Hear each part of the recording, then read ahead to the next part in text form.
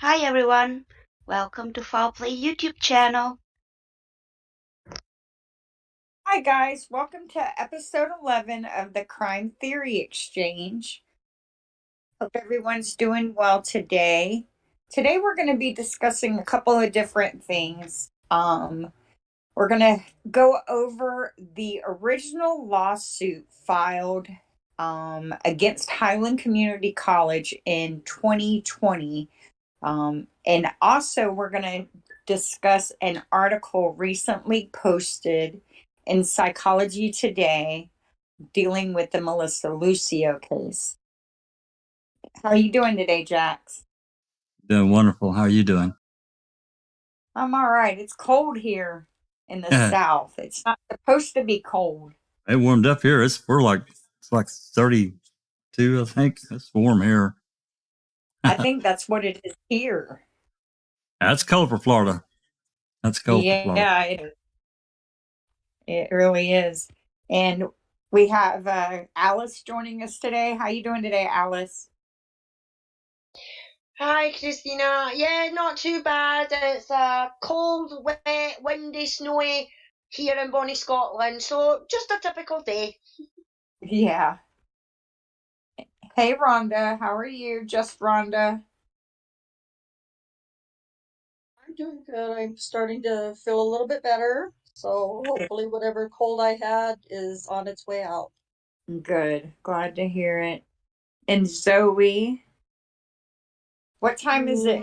What time is it for you, Zoe? It's 7:15 p.m. Woohoo, Oh, dinner that's time. It's time to eat. Yeah. Okay, bye. So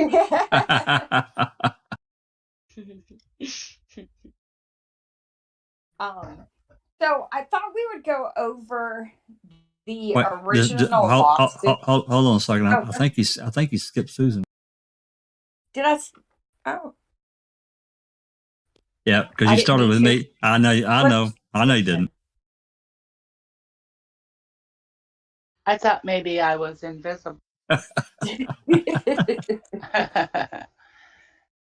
Hey, everybody. Yeah. It's like 51 and sunny here with a high of 58 today, so we're doing pretty good here. Wow. That is good for y'all. Yeah, the sun hasn't been out here all week. It's been just really dreary. And it rained for 3 days, which was great because my rain barrel got refilled. So that worked out. But I'm ready for the sun to come back out for sure.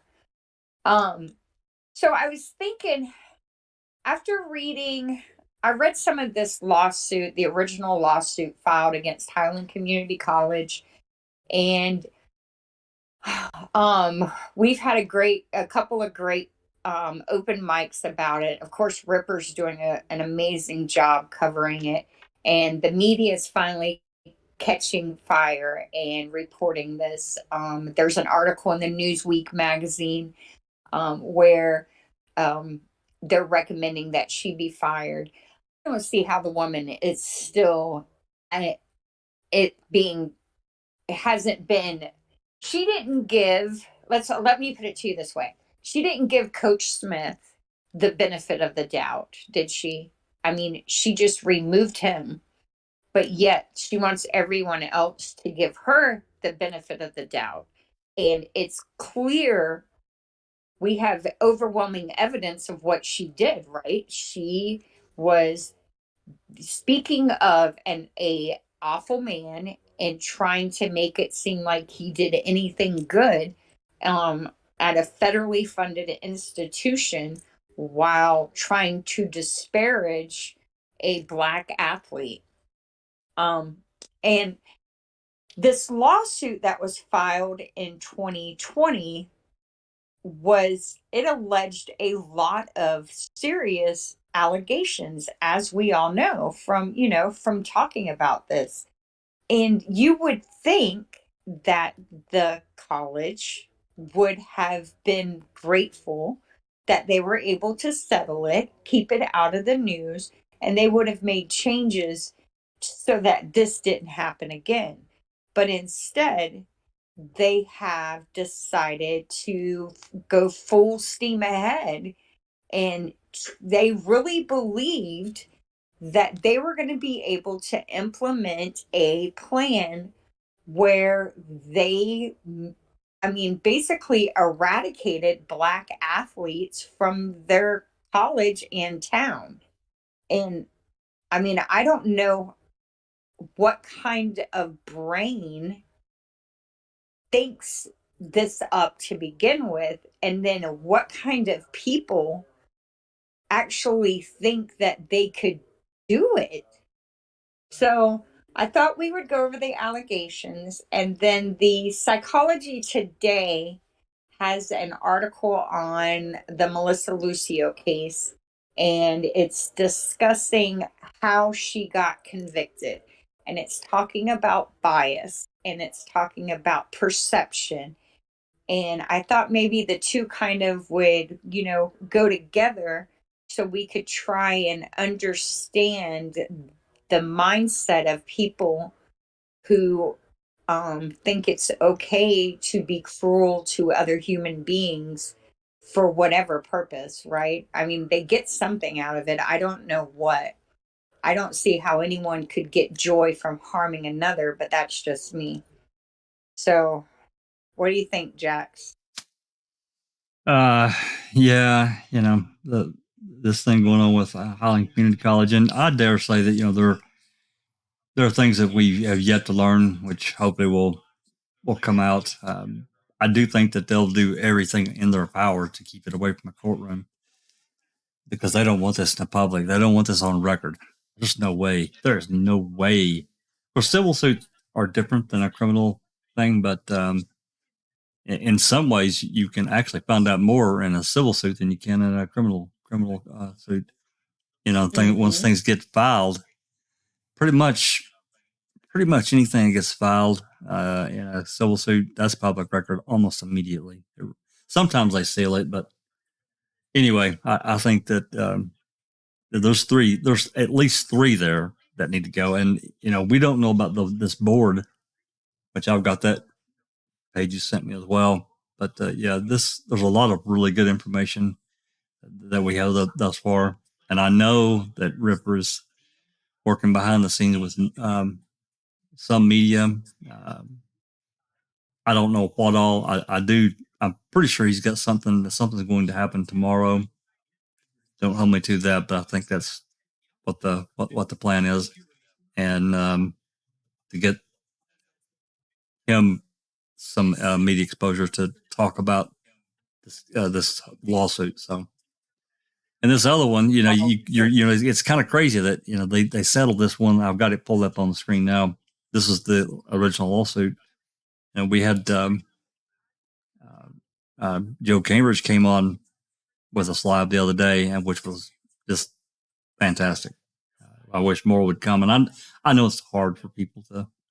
It is hard for people that just want to come on and talk. Sometimes, you get on a YouTube live, and you're talking to potentially a lot of people that you can't see at all. It's a little nerve wracking, but this guy's been through the ringer, and he said, "You know what? Screw it. I'm going to come on and tell my story," and he did. I thought it was really awesome of him to do that. Yeah, but definitely. They just settled this lawsuit, and then they turn right around, and all this other shit's going on. Man, it's crazy. Anyway, I think it was filed. It was filed in March. They settled in November. And did Ripper say that they never even took a deposition in this case? Yeah, I think so. Yeah, I think that's right. Yeah. And that tells you right there, because as soon as you take a deposition, and we know that from Stephen's civil suit, if you get a deposition, then it goes on the record, right? And absolutely. If they could not afford that. So my wish for this second lawsuit is that we at least get Fox, Dorrell, and Karn. I think Karn it seems like he's the one who thinks he can control the world, right? Well, he's on the board.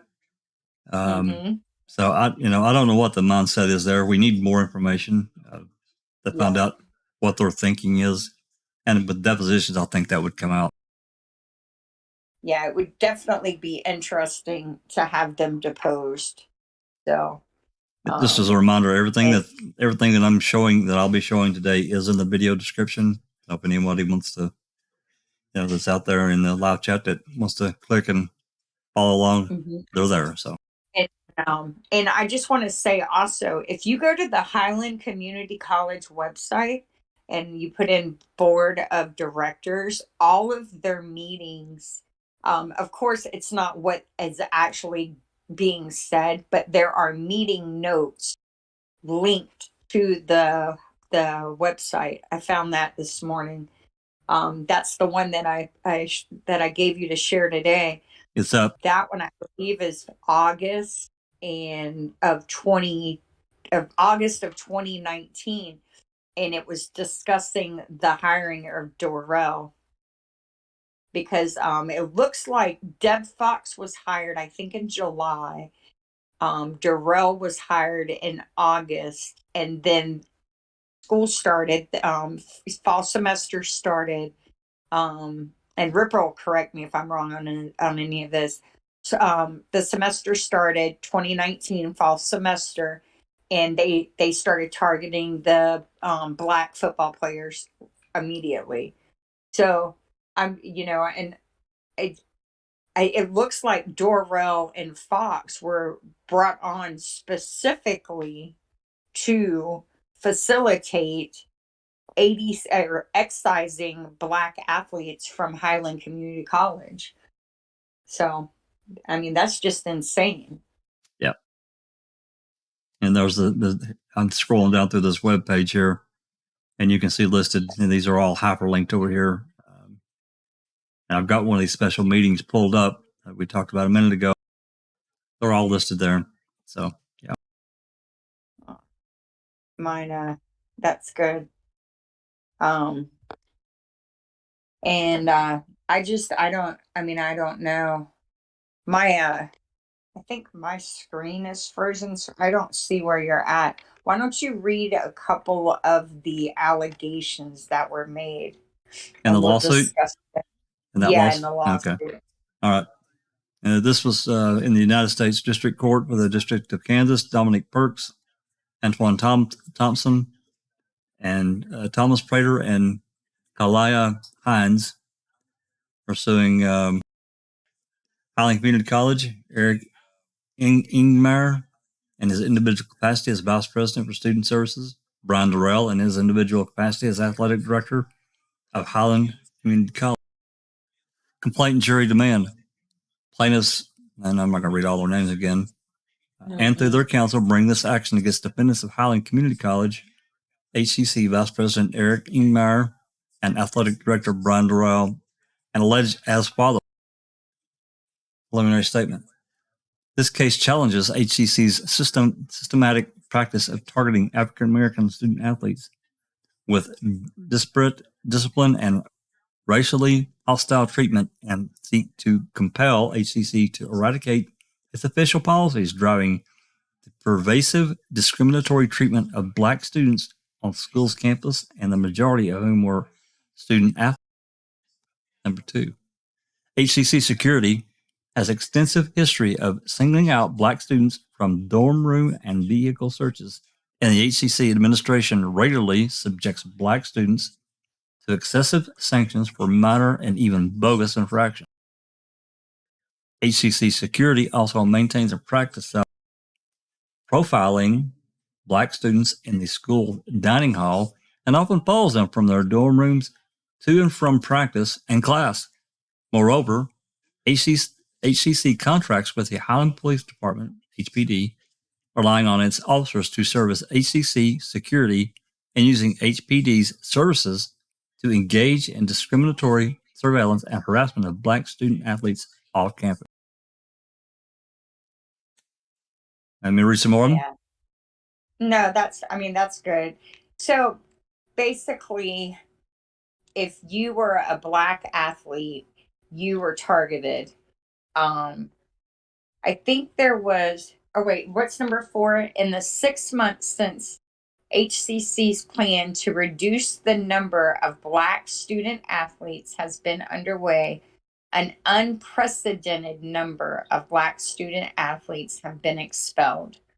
So, forced to leave campus or simply driven away from the college by the pervasive harassment of officials. The 2020 football recruiting class at HCC includes a significantly lower number of Black student athletes than previous years. Now, you're denying a kid the right to an education. That's insane. And potentially a pro football or basketball career. Yeah. I mean, you're stealing their dreams. I mean, who sits at home and thinks that this is acceptable?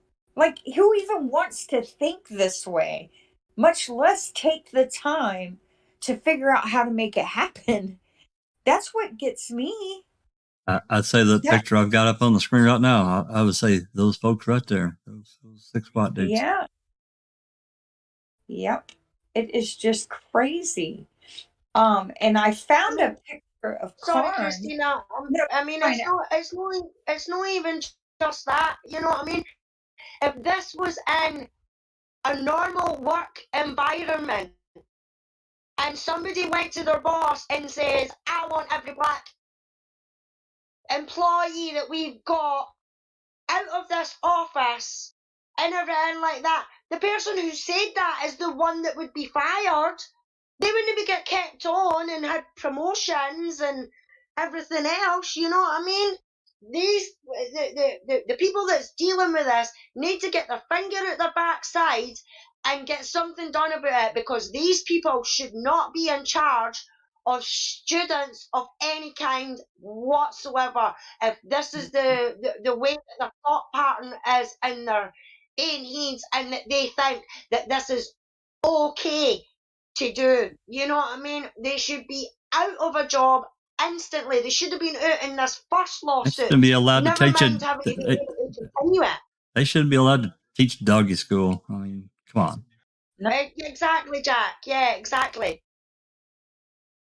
And and the federal hate crimes trial of Ahmaud Arbery started on Monday. I'm sorry, I said that wrong. The federal hate crimes case against the 3 men charged with killing Ahmaud Arbery started on Monday. So these 3 men, who killed that kid, who videoed themselves killing that kid and then almost got away with it, because this created a lot of problems within their sheriff's and DA's office in Georgia. These 3 men have just been convicted in state court. They all got life sentences, and now they're being charged federally for targeting Ahmaud and killing him because of the color of his skin. Now, what's going on here is the same exact thing. This is the same kind of thinking, right? Who in their right mind thinks that they can kill a human being, film themselves killing a human being, and then tell people at work in the district attorney's office about it and get away with it? The same kind of people who think that they can hire people to run off all the Black players and make them an all-white college school. The same kind of people that think they are superior to other human beings. That's right. Superiority complex. Yeah. The same kind of people that think that Melissa Lucio, because she, had struggled her whole life, that it didn't matter if she wasn't the cause of her daughter falling down the stairs. She wasn't worth saving anyway. That Brendan Dassey, he's part of a one branch evil tree. So stealing his life doesn't matter anyway. Right? I think that's where I'm going with this. These are the kind of people who think like that. They think it's okay to kill people, deny them human rights as American citizens, and steal their freedom because they can. Well, it goes right to the heart of the lack of due process and how that, because due process is not just one thing; it's multiple things under that umbrella.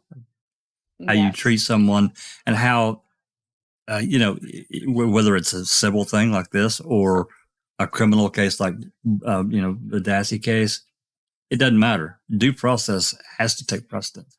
And to ignore it, I mean, to me, that's a guaranteed thing under our Constitution, and it applies to everyone, even to a cold-blooded killer like Durst. I mean, he was guilty. He was definitely guilty, but you have to go through the process and prove it. Treat them all the same. Yeah, DNA 64 has a question. She's asking, I presume there were no colored teachers at this school. So I'm literally going through their website right now, and I see two. I think there one was. Is an IT. I'm sorry, go ahead. Oh, and it looks like the head football coach is black. His name is Jared Powers. That's the new one. Yeah, that's the new one. The two coaches who are suing were African Americans. Two of them are. Yes. Okay, I thought only one was. Or maybe one. No, they're both. There's 3 of them suing. 3 of them are suing. Yes, Smith is not. No, the other 2 are. That's Rivers' brother. Okay. Yeah. And so it looks like, hold on, I just seen that. It looks like Mark Jean is the director of IT. So he's actually probably not a teacher. He works doing IT. And then the head football coach. I wonder, but I mean, they shredded the football program. So they're probably enjoying, him having to try and build a football football team with less than the best athletes he should be able to recruit, right? Because nobody wants to go there. Well, I mean, to me, once probably not all the kids, but a lot of these kids found out that they're being so racially diverse, against blacks. A lot of these kids that are good, that are white or whatever, won't go there. They wouldn't even try. They're going to go somewhere else. Nope. Because they want to be on the best team too. And hey, you know what? Black kids are good at ball. White kids are good at ball. Get everybody involved and get the best team that you can create. I mean, come on. Well, the thing of it is if you're going to spend 2 years, especially if you're going away to school, if I wouldn't want to go spend 2 years at a college where this is how they act. And no way. I'm sure there are places where students look for this kind of information, and they probably try and stay away from it. And I don't think, I don't know. It's just bizarre. It's absolutely bizarre that this is even a thing to me.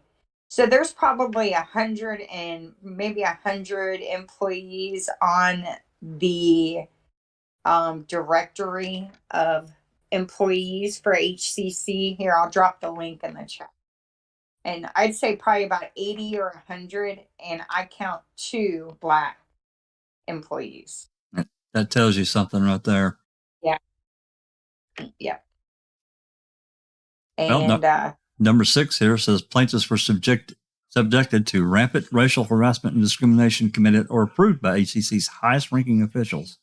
Together, these high-ranking officials made demeaning comments about plaintiffs, quote, wild hair, unquote, disciplined them for purported rules infractions that were forgiven or ignored when committed by white students, and ultimately expelled Mr. Perks, Mr. Thompson, and Mr. Prater pursuant to HCC's strategy to reduce the number of black athletes on campus. Mm-hmm. Oh, God. And yeah, it's just, I mean, it's I could not imagine being one of these kids' parents and trying to explain to them, you know, why this happened. And, I feel like I feel bad for the students. I feel bad for their parents. Because Think of, that's especially the parents who have raised their children in a low income, bad neighborhood, got them graduated, got them to college, and you think, wow, my kid's going to make it out of low income neighborhoods, right? And this is how they're treated. It's fucking it's disgusting. well, think about that meeting. We did the open mic the other afternoon, and then I actually talked to Ripper, and he I went because I just wanted to make it a standalone, and I was talking to him last night. He said, "Do it." But I just singled out I just made a video last night of just the meeting. This is after Coach Smith and the others were suspended, and they went back after the Christmas break in January of 2020. And the basketball coach, the girls' basketball coach, had been suspended also.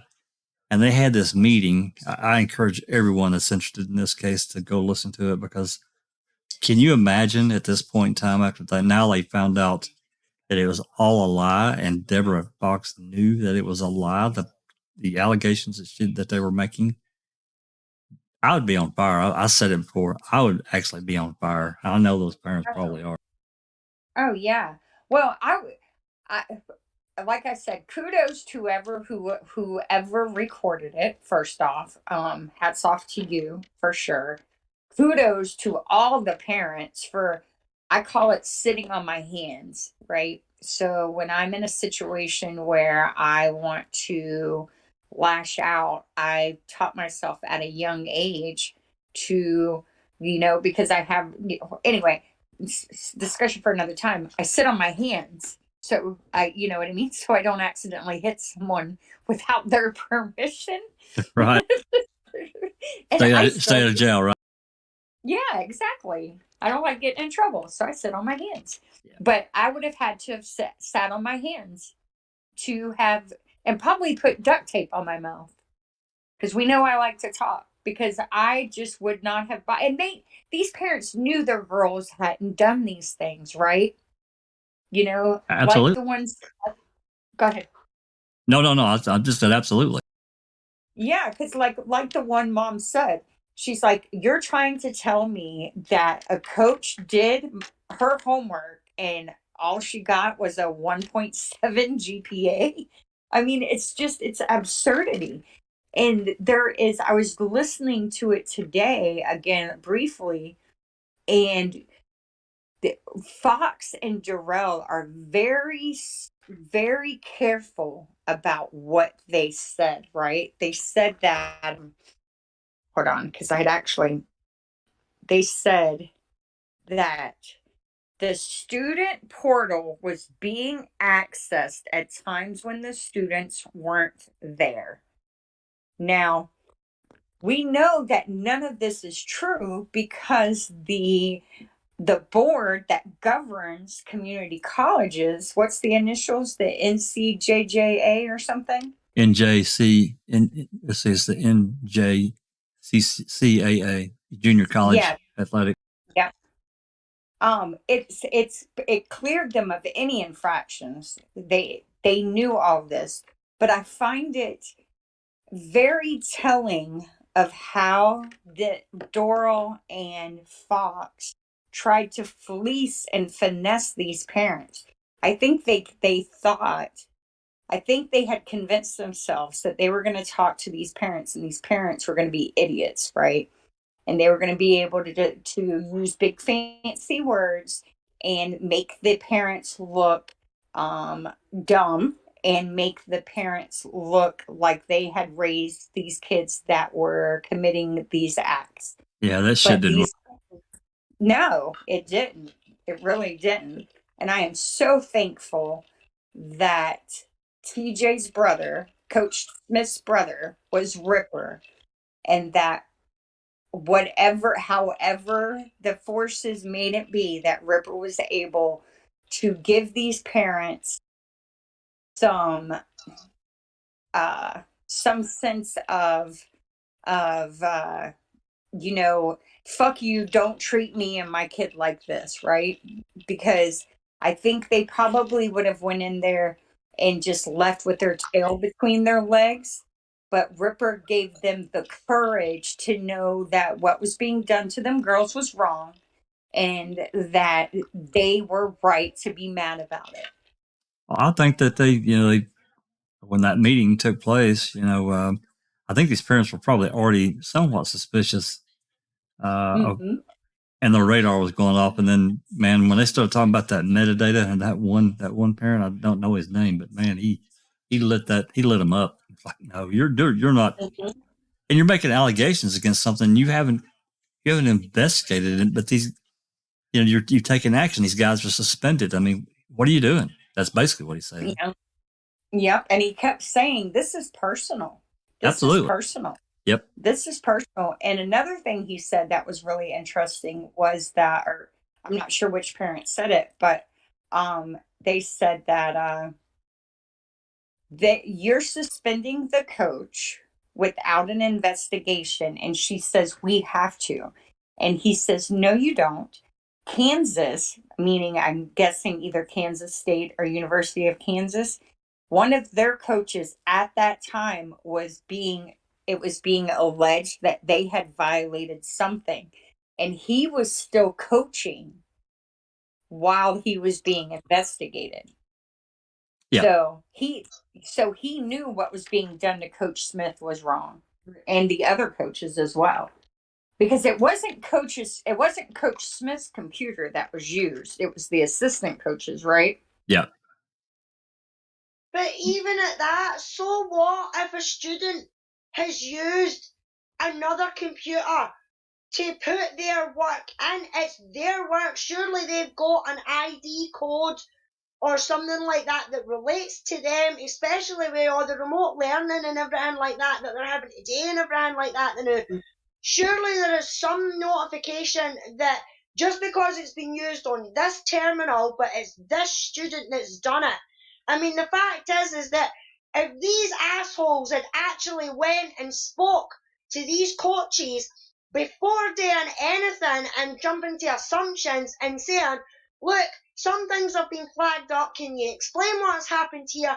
They would have been told, look, the students' assessment was due in by such and such. They wouldn't have made it over to such and such to get it in, so they used the computer in my office to be able to upload it and hand it in so that they weren't getting unmarked for it or whatever. But the fact is that they didn't even have these conversations with these people. They just went ahead and they just dismissed them for no reason. And those parents in that meeting, I agree with what you said, Christina. They thought that they could put out these big words to these parents and that these parents were going to be dumbasses and know what was happening to them. Well, they were sadly mistaken, because every answer or questions that these parents were asking were straight and on point, especially, well, why could it have not been left until the end of the season before any of this happened?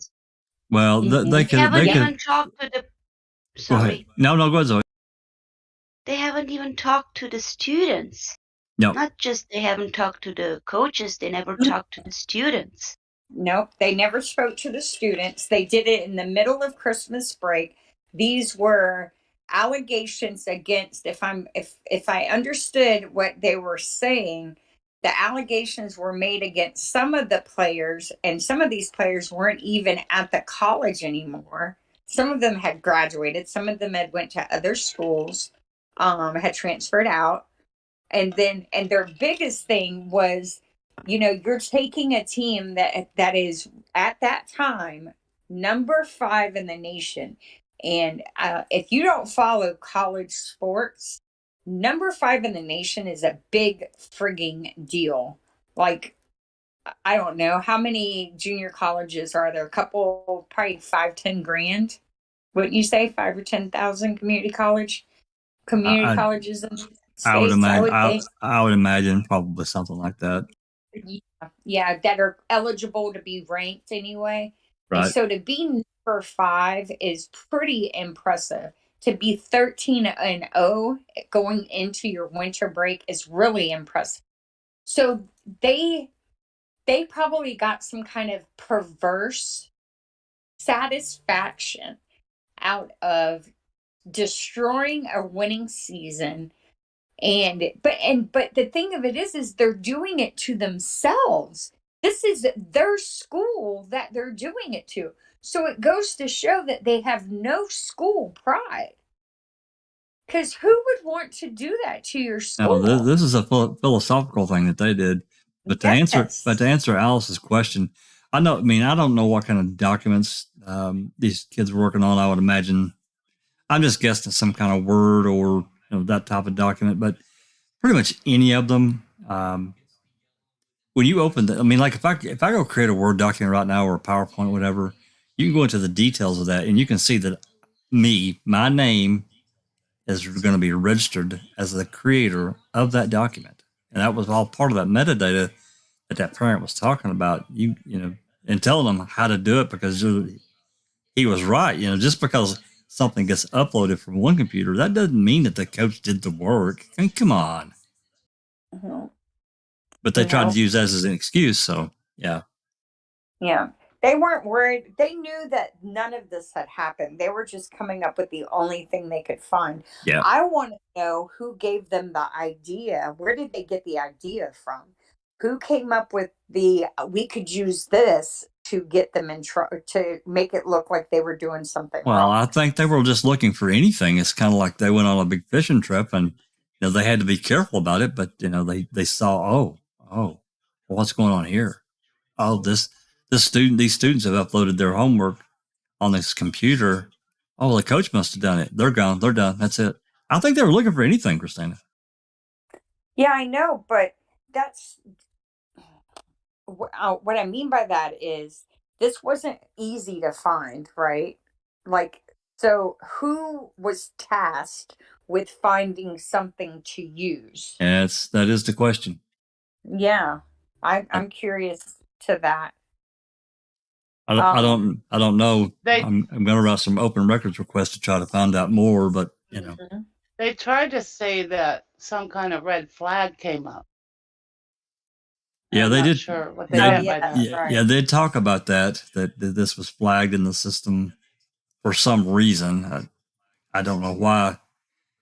Just because something was uploaded from one computer versus another, that it would get flagged. That doesn't make sense to me at all. Yeah.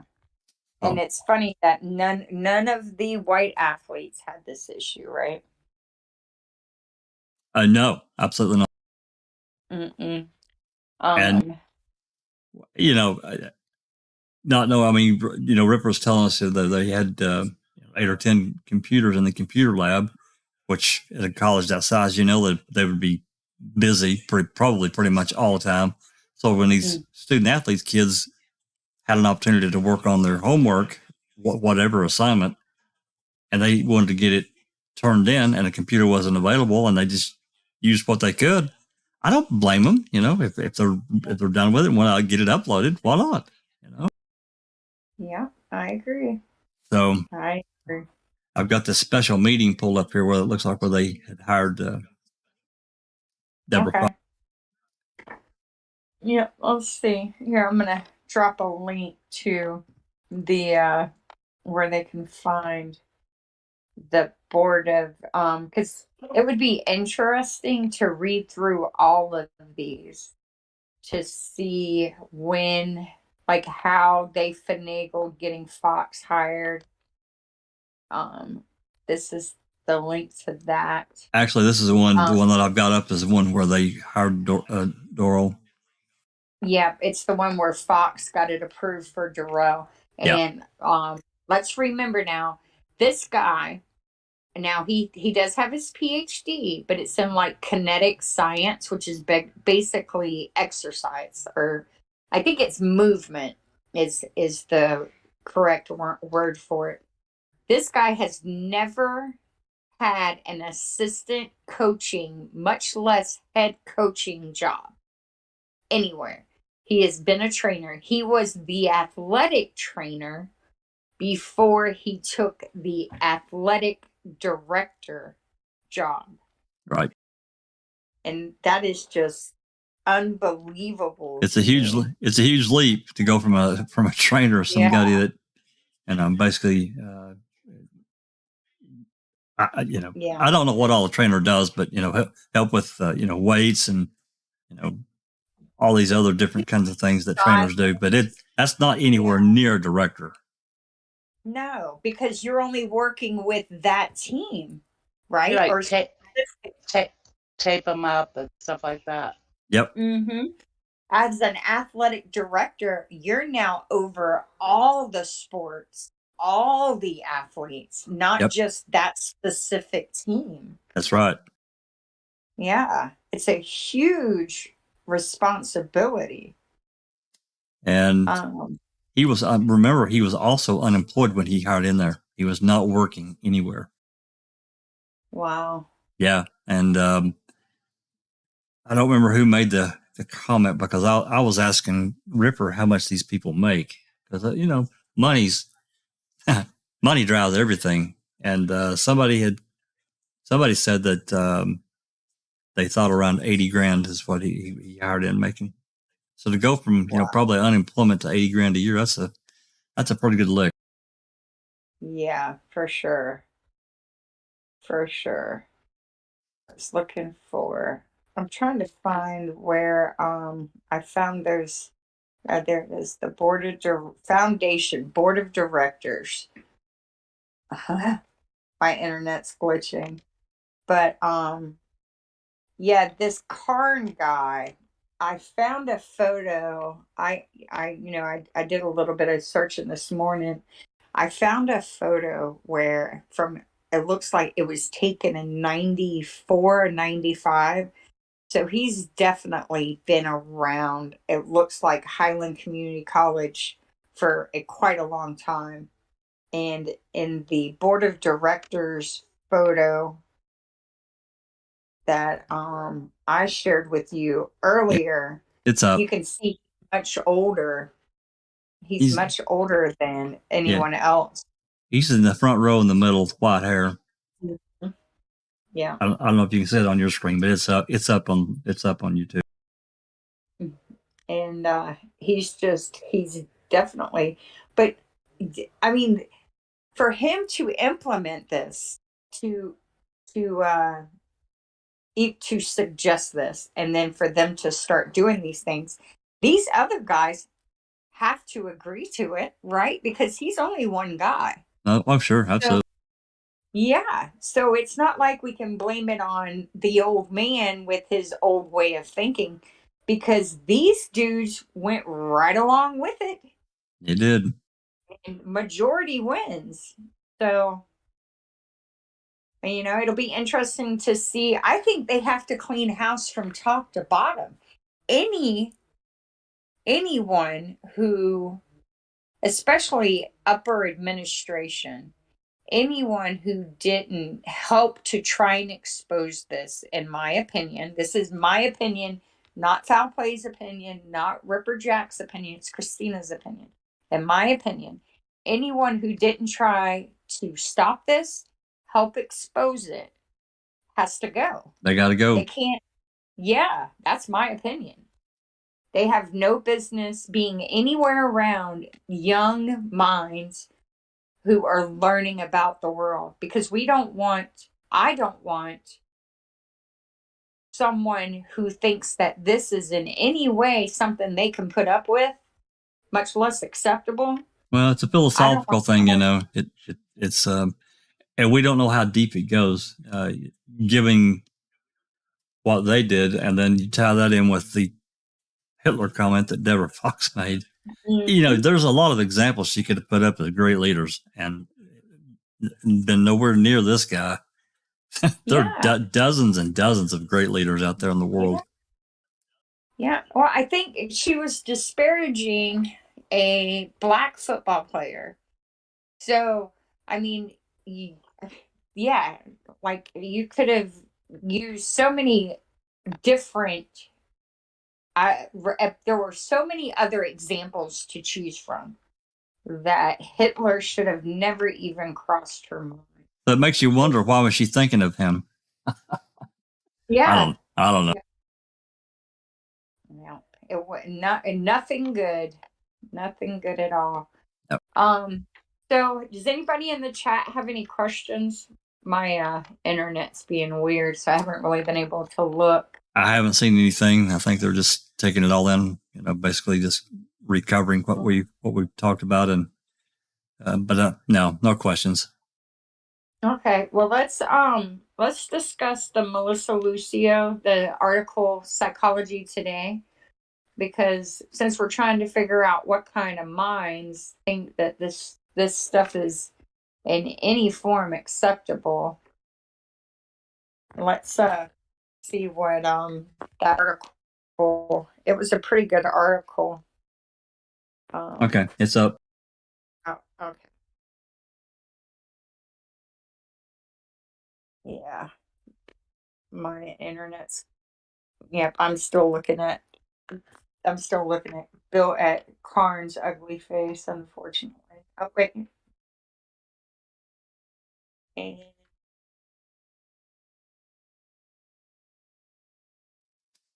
Yeah, this. yeah.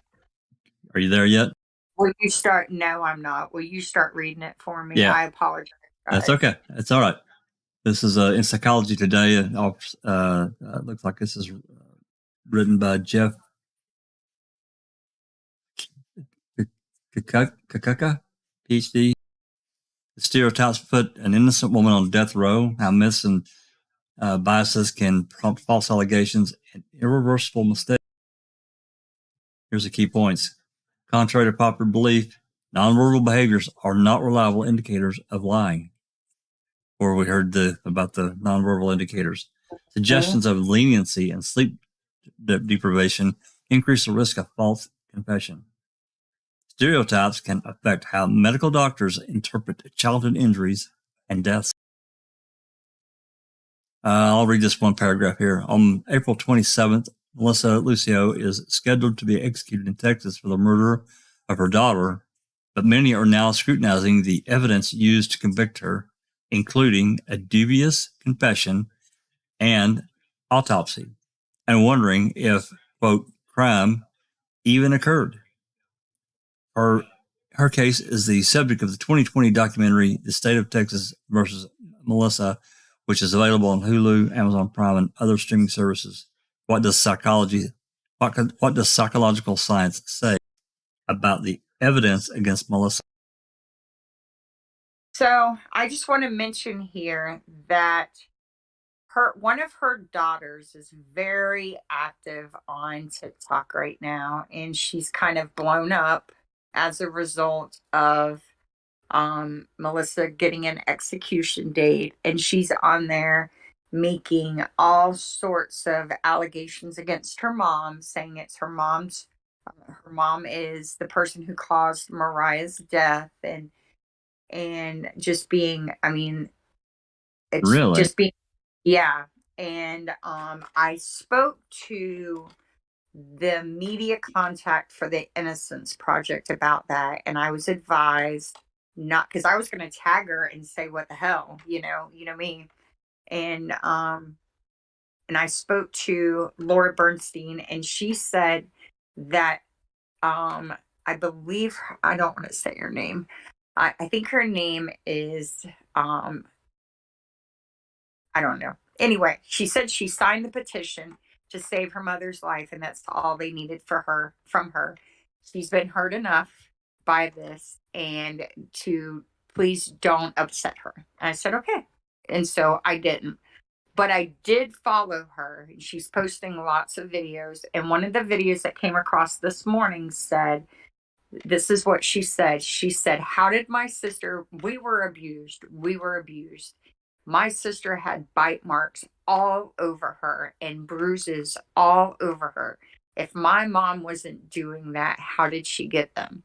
So she is just someone from the prosecution is in her ear and she's repeating what she's heard, right? But Well, It makes me wonder if she's the abuser in the family. So yeah, I thought it was her, but it's not. It's not. Isn't her name Alex, Susan? I'm not sure. Yeah, Susan, I think. I'm sorry. Go ahead. Go ahead. I'll ask her in a minute. No, go ahead and ask her. Susan, wasn't, and it's been, I did watch one documentary about this. Wasn't it that Melissa was protecting, or felt like she was protecting one of the other kids that probably pushed Yes. the child down the stairs?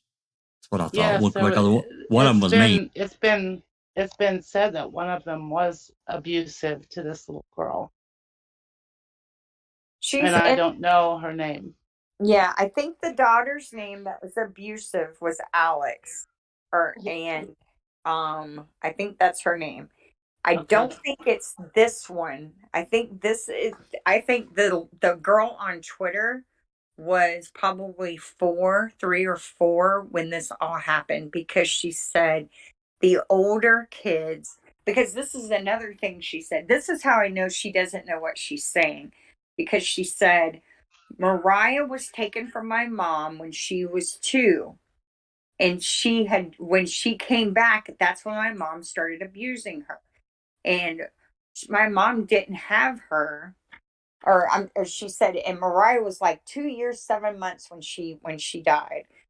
But she was taken from her mom when she was 2. Do you see what I'm saying? Right. So her story doesn't make any sense. Right. Something has been in her head, filling her full of lies, and she's repeating them. She doesn't have a memory of that. And there are thousands of pages of documents, and none of them ever say Melissa abused those children. Ever. Right. Not the kid, not from the social workers, not from the private investigators, and most importantly, not from the cops. So right. There's no allegations of abuse. We all know bite mark analysis is a junk science that has put many innocent people on death row and in prison wrongfully. And in this case, Indeed, and without doubt. Yeah, Sorry. no, you're okay.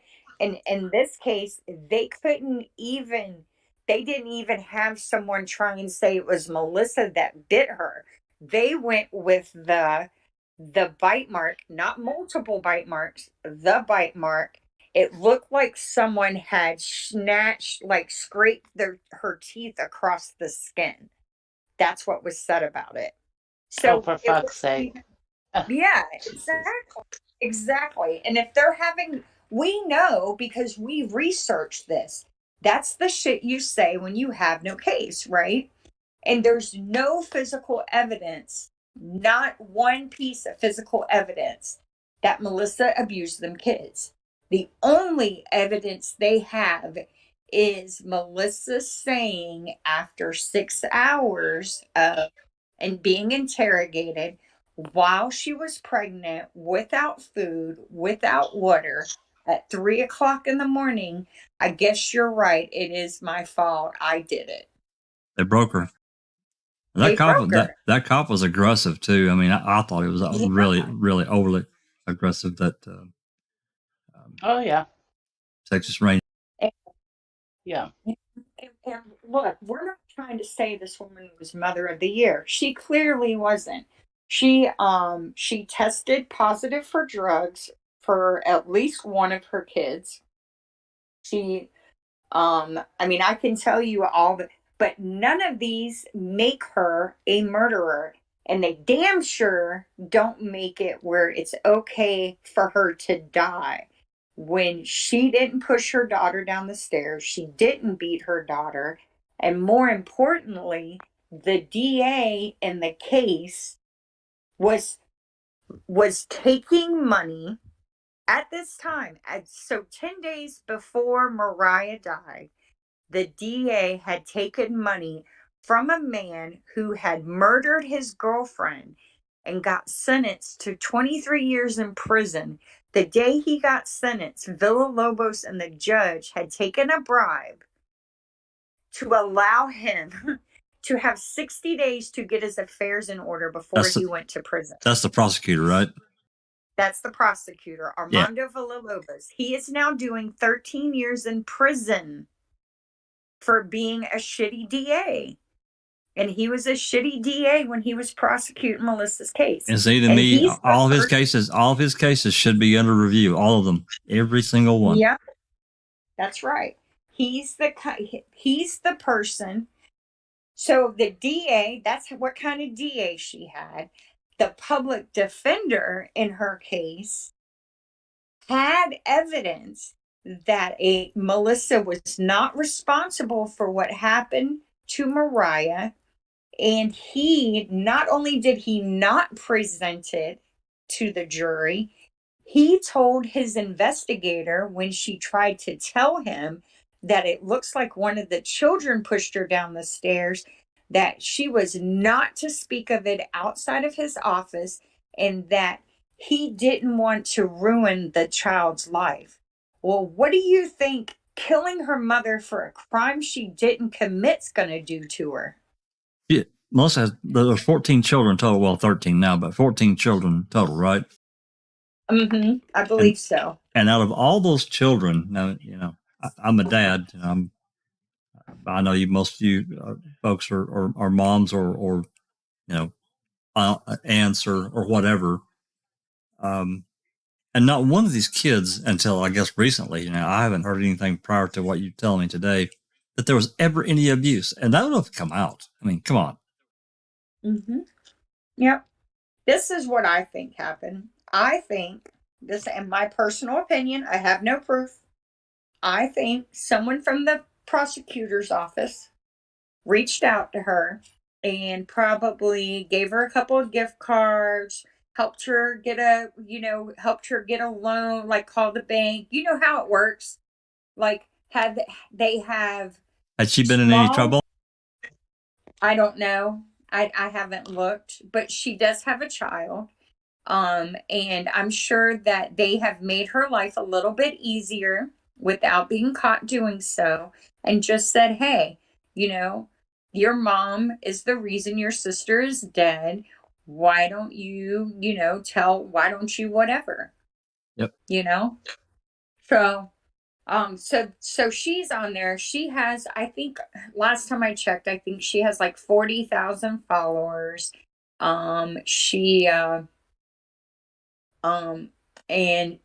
says the documentary was biased, but she's never mentioning, she's sitting there talking all this shit about her mom, but she's not talking about the fact that the DA's in prison, the public defender, as soon as her mom got convicted and sentenced to death, took a job at the DA's office. She's not talking about the fact that DCF, honestly, if anyone's to blame, DCF, if Melissa was abusive like she's claiming, why was she allowed to get her children back? You know what I mean? Why is she not railing against the system that helped this occur, right? It's just another one of those things they make up something at the time that's not true, or try to say, hey, look how abusive she was.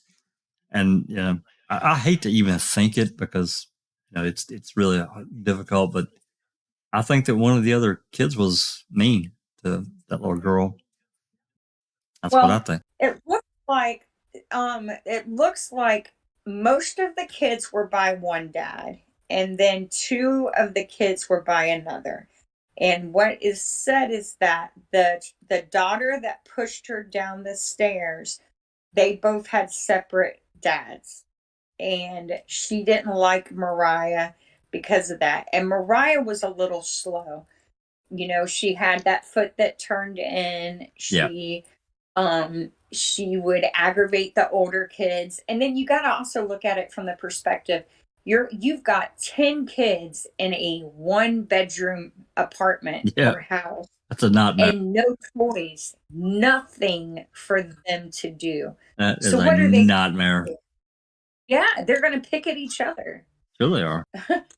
Yeah. So, here's the hunch and what this article says. That evening, police began to suspect that Melissa had killed her daughter because of her seemingly unusual demeanor. At trial, numerous officers recall that Melissa was calm as EMTs tried to revive Mariah, and one EMT described Melissa as, quote, extremely calm for the situation, unquote, which he called, quote, far out of the ordinary, end quote. Similarly, a detective quoted that Melissa was slouched and not making any eye contact, which he interpreted as a sign that she did something and was ashamed of what she did. But are those beliefs justified? And see, that's exactly right, Alice. You know as well as I do. When you get cops and these EMT people, they're all supposed to be professionals, and they get up and they make these statements at trial. It carries a lot of weight. Yeah, but that's the reason why they done it, though. But these people, just because that's their opinion, it shouldn't be used. I mean, everybody reacts to different instances in different ways. I mean, and as for smacking your child, I got my arse scalped if I done something wrong. You know what I mean? If I done something really wrong, I mean, I wasn't hit all the time, and I done exactly the same with my son. And my son hasn't been in trouble with the police. He's went to college. He's an engineer and everything like that. That's the problem with kids these days, because there's too many people that jump on the fucking bandwagon. If you say, oh, I gave my son a clout or my daughter a clout, it didn't do any harm. The thing is with these people, they think because she didn't react the way they thought she should have reacted. I mean, what was she meant to do? Go about screaming, oh my God, oh my God, oh my God. You know what I mean? Yeah. So because she wasn't doing that, then that's it. She's the one that's abused her child. Do you know what I mean? Well, no, look at the state these steps were in. Well, looking at... You know what I mean? And if that wee lass had a problem with walking as well, then that Wayne's fell down the stairs. And as you said, Jack, siblings can be little shits to each other. Absolutely. You know what I mean? I've got them. You know what I mean? And I'm the second oldest. So ones that were younger were little shits. And I used to hit them. I used to punch them. They used to steal my stuff. Everything like that. And you would go to the parents and go, she's got my stuff and it's get it. And then nothing happened. So I sorted it myself. You know what I mean? So I punched them. Well, no, punched them. You know what I mean? Gave them a D-Darum. Grabbed them by the hair and went, you wee shite, give me my whatever it was you took. You know what I mean? That's siblings. That's how siblings behave. Come on. Yeah. And you're trying to tell me that none of these other kids that she had fought with each other, punched each other, fought each other. You know what I mean? Just because the kid had bruises in that owner does not mean to say it was the mother that done it. You know what I mean? It's disgusting. Well, what they're trying to do to this woman.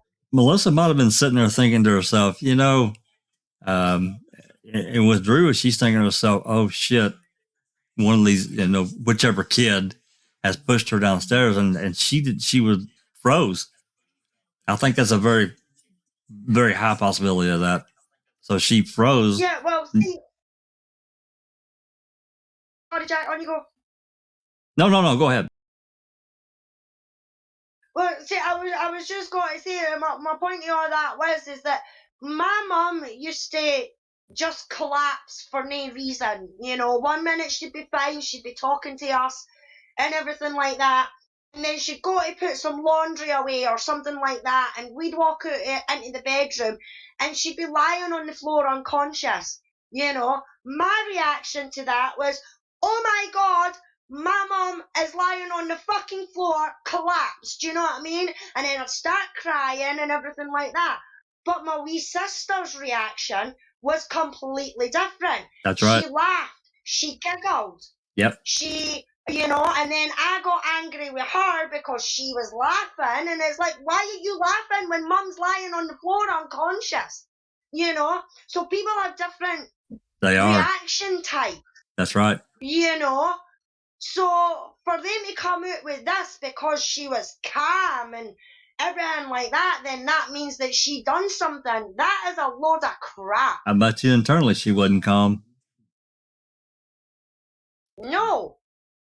Well, her heart would have been gone to into a dozen, or she would have been trying to keep her emotions in check, you know what I mean? Until she found out what the people were saying that was wrong with the weighing and everything like that. It's just ridiculous that they what they're doing. And I mean, yeah, Susan says, also got my mouth washed out with soap. You know what I mean? I had the slipper, I had the belt, and everything like that. It just, kids can be nasty little buggers. You know what I mean? And I guarantee you, half the bruises that the Wayne had on her was because she fell or fighting with the siblings or something like that. But to jump to the conclusion that the mother's done it, that's the other people's mindset. You know what I mean? And that shouldn't be allowed to come into a courtroom, in my opinion. I agree. Yeah, this is what happened. So they pull up to the house on Lee Street, right? And there's 3 steps to get into the front door. Yet you have the kids, the mom, the dad, everyone saying, she fell down the stairs. This is what happened. That's why she's like that. They're looking at those 3 steps and they're saying, there's no way that fall caused that injury. And they're right. But when Wrong step. Melissa tried to explain that, hey, we moved, she fell 2 days ago. We were in the process of moving, and she wasn't really acting that sick. By the time she got all that information out, nobody wanted to hear it. They convicted her in their mind, so they made sure she got convicted in court. But yeah, and she's exhausted, right? She has literally been pregnant every year since she was 16 years old, just about. And she's pregnant with twins at the time of Mariah's death. Yep. And I'm just, of course she has no emotion. She's probably fucking mentally checked out from trying to keep her kids alive, keep them fed. Yep. Just, I don't know. It's just crazy. And it's just really crazy. Here's the interrogation. At 9:53 p.m., 2 hours after her daughter's death, police began to interrogate Melissa. At first, they suggested that Melissa, a recovering drug addict, had killed her daughter while intoxicated and therefore didn't remember it. Later, one detective threatened to beat her half to death like that little child was beaten, while another suggested that the murder was an accident, the result of frustration that went a little too far, all while showing her photos of her daughter's corpse. God damn it. Finally, they gave her a doll and demanded that she demonstrate how she had beaten and bitten Mariah. Around 3:15 a.m., after 5 hours of countless denials, Melissa finally told police, quote, "What they wanted to hear, I guess I did it." Mm-hmm. And if you think about it, in her mind, she probably said, it is my fault anyway. I might as well just say it. I did it. Like, this is the battle she had with herself, right? Sure. And they'll understand that that's what I meant because, I failed my child. I didn't keep her alive. Even if she knew that, I think it was Alex, if she knew that Alex had actually pushed her at that time and she did, you know what I mean? She probably blamed herself that Alex and Mariah didn't get along. Right. I mean, I don't know. People who have never had to struggle are so judgmental of people who have. They That's think they could have handled our shit so much better than we survived it, right? Yep. And it's just frustrating that they're in positions of power like this. Well, it creates their bias and allows them to create these situations like they did with this interrogation, because, like you said, they felt like they could have done something. They're the judgmental part of it. Instead of just, seeking the truth, they're forcing a narrative. They also think people should react the way they would react. That's right. The way they think they would react. Exactly. Yeah, that's another thing they're really good at. And it's just disgusting. Here, I have it on my phone. I want to read about the autopsy. Oh, okay. I'll go back. Will you let me know when it's down there to that? Okay. Or It's Yep. It's there. Okay. It says 2 days after the interrogation. So Mariah fell on the 15th. She passed away on the 17th. Melissa confessed at 3:00 in the morning on the 18th. So this probably would have been around the 20th of February, 2007. Medical examiner Dr. Norma Jean Farley completed it's not Mariah Lucio either. I think it's Mariah Alvarez. Her autopsy of Mariah Alvarez with a police officer present. That's interesting. Dr. Farley documented various injuries, included myriad bruises, bleeding inside her skull, and a weeks-old bone fracture. In light of these injuries, Farley ruled the death a homicide and later testified in no uncertain terms that this child was severely abused. Now, I'm going to say a couple of things. One, my brother's children, 2 of them, and I know for a fact they're not abused, they're just rough and tumble kids. 2 of them had broken arms that did not get diagnosed for a few weeks. One because when they took him to the doctor immediately, but the fracture didn't show up on the X-ray because the arm was too swollen and it was a hairline fracture. The second one, the kid never complained. Okay. The doctor, when they were doing a pulse at their checkup, saw something they didn't like, sent him for an X-ray, and they realized that he had broken his arm probably a month before that. So it's very common for arm fractures to go undiagnosed if they're not compound fractures. The second thing is that many of you know that I had a traumatic brain injury and I had brain surgery. My brain injury was on December 22nd, and I didn't have emergency brain surgery for that trauma until January 7th. And I had a MRI the night or the day after I was injured, and they didn't see anything that warranted brain surgery. I continued to deteriorate, and by the time they operated on me on the 7th, I was covered in what looked like bruises. Massive bruises. Isn't that crazy how that works? Yes, it is, because your brain's screwed up. It makes all your other organs not do what they're supposed to. So my liver was failing. Yep. Damn. And that's what happened to Mariah. So I'm sure she had bruises from falling down the stairs, but that modeling, and then someone says something in the documentary that, and it makes perfect sense, because your blood isn't doing, like your blood isn't clotting properly, and your brain is failing, so your body is failing. Just laying on a mattress can cause bruises because you're there for so long. It's your blood will pool to the bottom.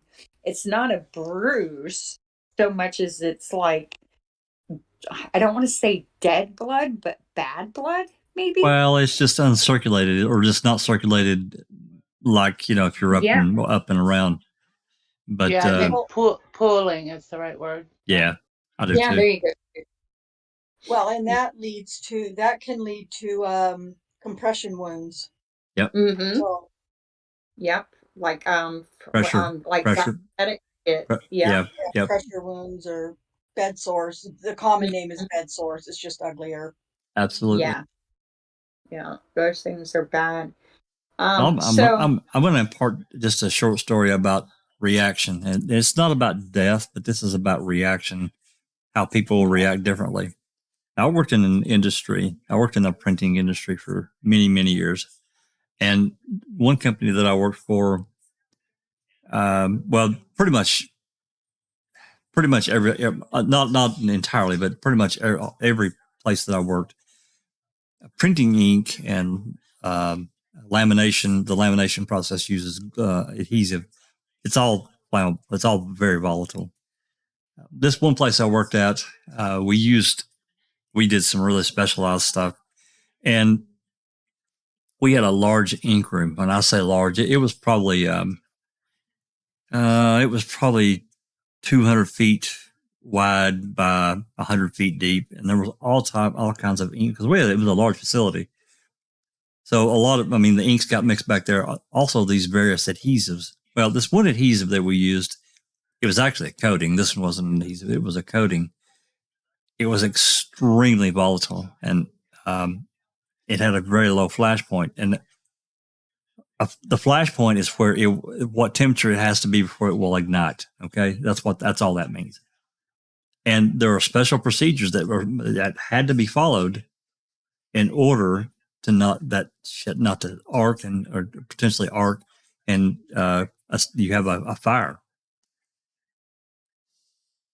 This one fella went to mix this stuff up because it had to be mixed a certain way, and it's supposed to be grounded. And certain things you don't use. Well, he didn't pay any attention. He did it wrong, and it created this shit moving through these plastic hoses, pumping from one barrel to another.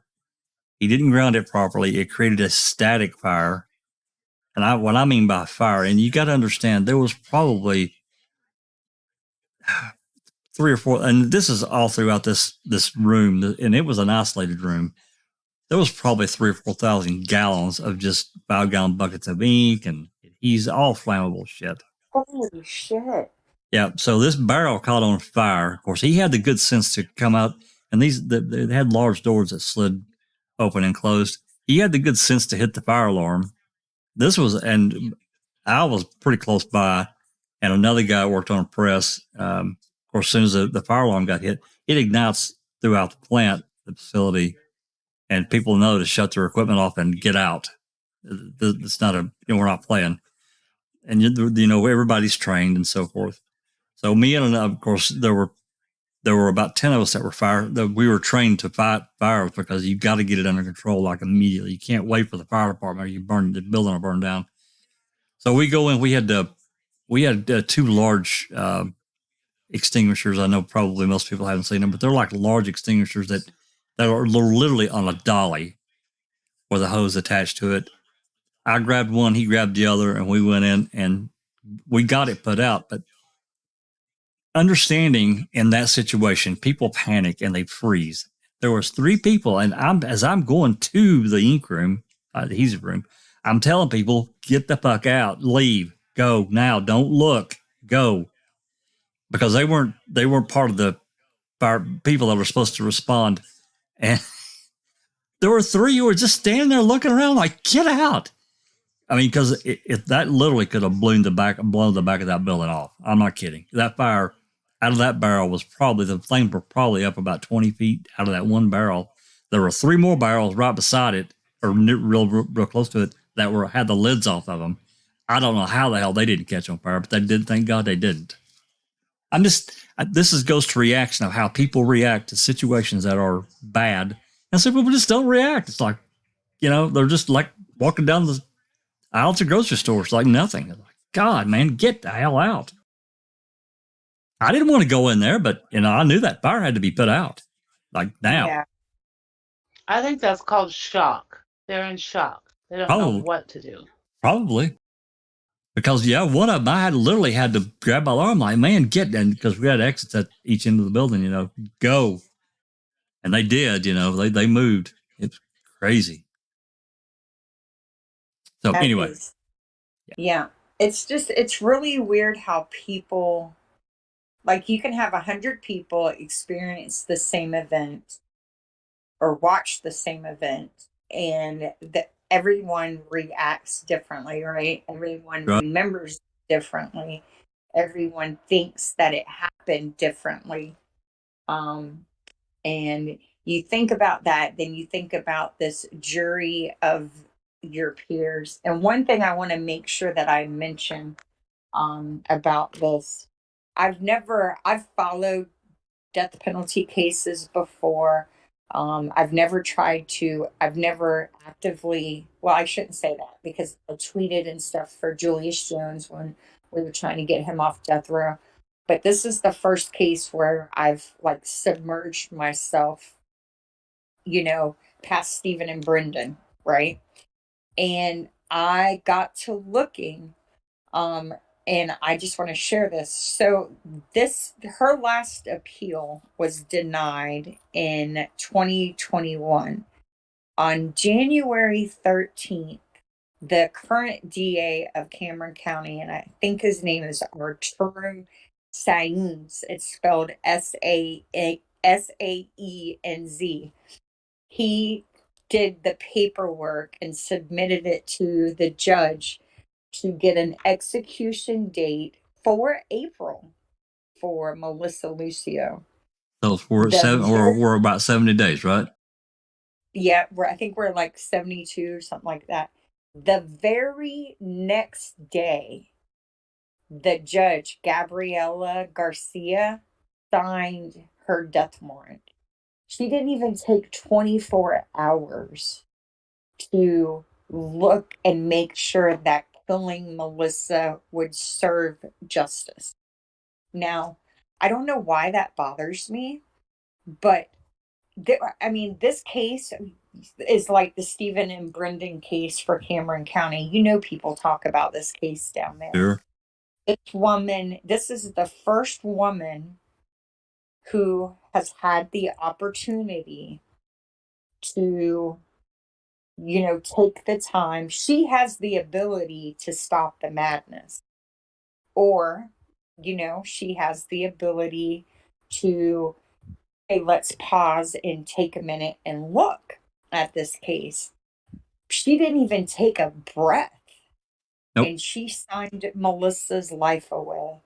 And if Melissa dies in April, it's because Gabriela Garcia chose to just sign the paperwork and not even take a look, because she has the power to say no. She could have stopped this, and she chose not to. And she's a young girl. I mean, she's probably, maybe, I would say, I don't even think she's my age, Wow. So, yeah. And a fellow Latina woman, the first Latina woman in Texas to be put to death, and you don't even want to make sure it's the right thing to do. I agree. It just bothers me. And the Supreme Court refused to hear the case. Mm-hmm. Yeah. And go ahead. I watched that interview with the woman that made the documentary about Melissa, and I forget where that was. Did you watch that? I've seen bits and pieces, but I probably haven't seen a complete interview. No. It's very interesting. She said when she came upon the case, and I can't right now recall how she did, she said when this case happened, it didn't make the media at all. Like, nobody had even mentioned Melissa's name in years and years and years. Like she was just forgotten. She was tried, put away, no press. I found that really interesting. Yeah. One thing she said, another thing she said that stuck with me was that in the 13 years since Melissa got convicted, she was the only person to ever come and talk to the family. And the Exactly. woman who, Yep. the woman who had this case, her name is Margaret Schmucker. She had this case for years, and she did. I mean, she's a one-woman law firm. I talked to her on the phone. One-woman law firm, knew she was innocent, and I hope to interview her one day, or maybe even have her come on our podcast. That'd be awesome. She listened to this story. So she worked in the Attorney General's office, specifically on death cases, doing the process to execute offenders. And then something happened, like, I don't know what, but she quit, opened her own practice, and is now doing only wrongful convictions. Now that's a fucking story I want to hear. Did I fall out? Nope. I'm sorry. I was tapping. Okay. No, Okay. I'd like to hear it too. Yeah. Yep. Yeah. I mean, that's pretty, something happened. And I want to say she mentioned a name, but I don't want to say the name and be wrong. But I feel like she said that it was after somebody's case. She quit, and she opened her own law firm. She's a one-woman law firm, and she does nothing but wrongful convictions. So that's, she did the opposite of what Melissa's public defender did, because Melissa's public defender, Pete Gilman, he was a public defender until he got Melissa convicted, sentenced to death. And then he got a cushy job in the Cameron County DA's office for that one. I mean, And he never talked to any of the children. He never talked to anybody. He did not put on a defense. No, he didn't. He didn't mention. He specifically told the investigator to not say anything about the other children, saying that a child caused Mariah to fall down the stairs. He didn't have an expert refute the medical examiner's testimony. And I'm sorry, if you got a medical examiner saying that this is the worst case of child abuse she's ever seen, the jury's gonna. Why would they not believe that? Well, if and the defense doesn't counter it. I don't know how it normally goes, but to have a police officer present while this coroner was doing an autopsy, to me, that colors the situation, because they called me saying, "Oh, what's that? Well, what's this? You need to write this." I don't know that happened, but I just think that the coroner should make their own judgments and opinions without the influence of anyone around them. I agree. And specifically in this case, because they had already determined, right? They had their quote confession. So they wanted the autopsy to match the quote confession, right? So you can't go back now. You can't say that, it was a tragic accident. You got to make it look like she was abused for weeks or months. But I think I'm going to try and look at the paperwork, because I really don't like this girl going. I know she's doing it for attention, and she probably enjoys having all the followers, but she's out there, and it's dangerous for her mom that she's doing this, because she doesn't know what happened. She was a child. She's probably got severe PTSD from all of it, right? And she has been filled with false memories, and she's repeating false information, and it could get her mother killed. Yep. Yeah. So I don't know how it works in Texas. Does anybody know, like, will they do a hearing before they schedule her execution? That I can't answer. I don't know. That would be a more We'll more have of to a know. nosy question because she's in that region. Yeah, because of Rodney Reed. Yeah. And another thing I find weird is Darlie. Not that I want Darlie to have a death date, because I don't at all, because she's innocent in my opinion too. But Darlie's been on death row since '97, and Melissa's been on death row since 2008. It's so weird how they schedule these. You know. Well, it's you know, in Darley's case, you know, it's to me, if the state was so sure and they had undeniable proof, then why drag it out? You know, I mean, I want everybody to have every pill they can, and I'm not a death penalty proponent anymore. I used to be years ago, but I grew up and learned better. But yeah, I mean, why is she been sitting there that long without, if they've got all this undeniable proof? And the truth is, they don't. And hasn't her lawyers been able to submit some new stuff for DNA testing? Is that right?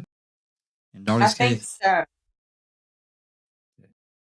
Or I think for Darlie. Yes. I think there was some new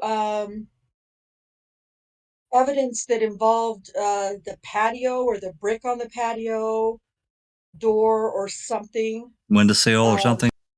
Yeah, something like that that shows or should be proof that there was an intruder or something to that effect. I don't remember all the details, but I don't think it had to do with DNA. Okay, all right. And now that's what's, I believe that's what's keeping Darlie from the death chamber at this point. Because she's still got an open appeal. Yeah. And with Melissa Lucio, I don't think she doesn't have people fighting for her. No. So, you know, what little bit of appeal she had and failed at has caused her to move up allowed her to move up closer to the death chamber than Darlie. And that's funny that you said that. I don't understand. I mean, I am grateful the Innocence Project has taken this case on, but 70 days before she's due to die? Really? You know? I mean, why? I don't know. Well, it's like she was. The reason is because the Innocence Project doesn't take on a new case until there have to be a few factors, at least one of a few factors at play. New DNA evidence is one of them, and the person on death row or in prison has to have exhausted all of their appeals. Oh, I guess there's nowhere left to go, so that's why that's why they're just now getting involved. Okay. And I'm not complaining about the Innocence Project at all, because they do great work. I don't understand. I feel like this case is such an obvious wrongful conviction that anyone who cares, and maybe they just don't know any better, you know, or I don't know, but there's attorneys. Anyone who worked in the Cameron County judicial system who knows that Armando Villalobos got a death penalty sentence on a case knows that case needs to be re-examined, right? Because he's a piece of shit DA. So what did he do? I think the Innocence Project just gets so many cases, you know, for potential review that I don't know. I think sometimes cases like Melissa's, like this one, they fall through the cracks, or they just are not unaware, or just they don't catch their eye enough. Yeah. And like Rhonda says, there's no DNA. There's no get out of jail free card here. Right. It's all of the evidence combined shows that she's innocent. It's not like and it's like that book, Smoke But No Fire by Jessica Henry. She was convicted of a crime that didn't occur. So how do you prove that she's innocent when they're you know what I mean? It's so frustrating. One of the things I was looking for, but I can't find it, EDPA was cited in the appeal for her that was denied in 2021. It was a split decision. I think it was so they won a 3-panel decision. The state appealed it. They went to the en banc, and they had 17 judges on their court. Isn't that a lot? Yeah, I thought that was a lot too. Depends on the district. I even double checked to make sure it wasn't a typo. So they have 17 judges, and this was a 10-7 split decision. And some of those that voted for the state, some of the 10 said, hey, look, we believe she's innocent, but EDPA, the Anti-Terrorism Act, forbids us from helping her. And there is an article, an opinion in the Washington Post that was sent with, I think I posted it in Discord in Melissa's room, that the media person from the Innocence Project sent me, talking about it's in an article, it's linked, talking about the Death Penalty Act needs to be repealed.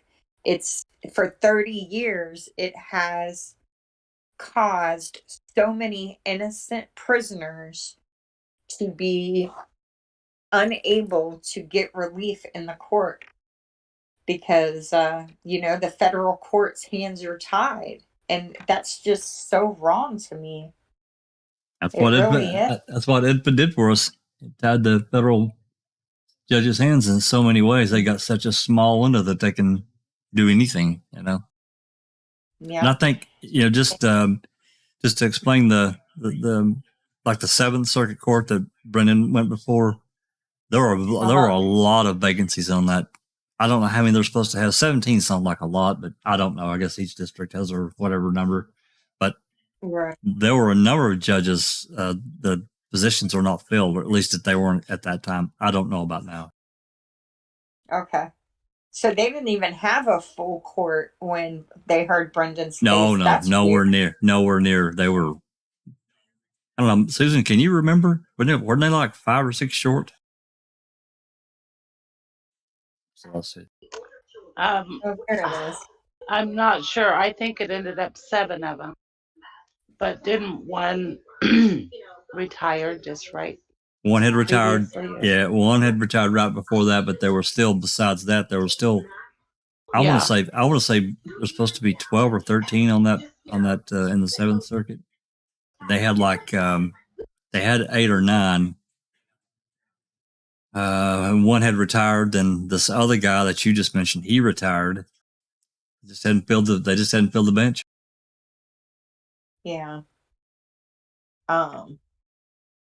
It's just ridiculous. One thing I wanted to mention, for people who are true crime fanatics, there is a woman on death row in Tennessee, Krista Pike. Are y'all familiar with her? No. Has anyone ever heard? Brand new to me. No. So I think she was convicted in the late 90s. Her and 2 other people brutally murdered this young woman. Krista was 18 when she committed this murder, and she got the death sentence. And I came across, looking for documents in Melissa's case, I came across an appeal she's filed with the state of Tennessee, trying to keep them. I guess they're getting ready to give her an execution date, and I thought that was interesting. It's a we may talk about it on a future podcast on a crime theory exchange, because she's the only one out of the 3 participants that got the death penalty. The other 2 got much lighter sentences. That's interesting. And yeah, I thought that was interesting too. So, well, anybody in the chat got any questions? Anybody got anything they want to say? I haven't seen any questions, but maybe we could do a little quick catch up about Nicole Bacchus. And I wanted to, I hadn't really got a chance to talk to Zoe if she'd gotten any files yet to get in the library. Nicole is, they're still working on it. Hopefully we will be hosting some documents on that case soon. I've been thinking about what kind of article, like, I try and write about all the cases I'm working on. Like, this is just a personal thing. I try and write an article about them.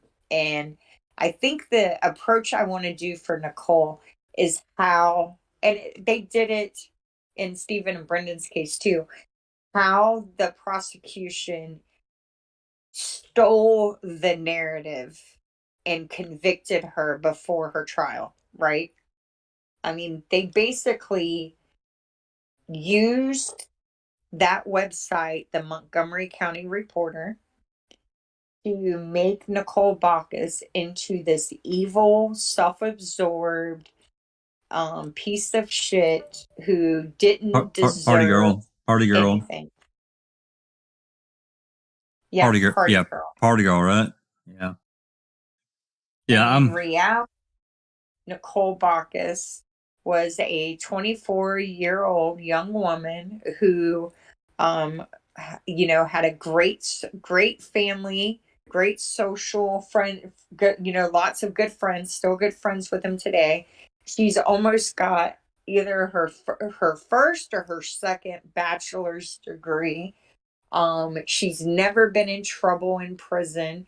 She is, even though she has like this 38-year sentence, she is a minimum security inmate.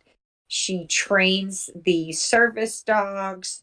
Like, even before she went to prison, everyone has only great things to say about her. She didn't really have any legal trouble prior to that either, did she? No, I don't think so. I don't want to say she didn't, but I think they would have probably tried to use that if she did. I don't think they would have exploited that. Oh yeah. Yeah. So basically, because 2 cops didn't feel like doing their job, or worse, right? Because it's either they were lazy and didn't want to go look for the driver, or they knew the driver and didn't want him to get in trouble, so they decided to frame an innocent woman. To me, it's one of the 2. Yeah, I don't see any other reason for doing that, because she clearly had the white shoes on her feet the entire night at the bar. She clearly had her white shoes on her feet when Jake Ruvers pulled up to the scene. That's right.